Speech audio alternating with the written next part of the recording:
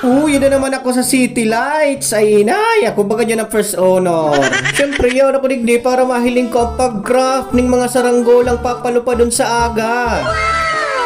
Actually, si mga nagka-aeronautic digdi yung team, nag-register na sinda para makakuha na sinda kadtong sa indang name tag. Bali, duwang category niyo, Children's and Youth category.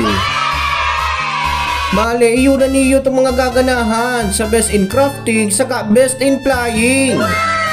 Saka pinaliwanag din dyan Subago sa orientation ang pwede lang magpalupad sa aga si mga nag-craft ngunya na aldaw. Pwede sila mag-gibo ng saranggola between 9 to 3 PM lamang. At yan, ma-test flight na para sa pre-judging.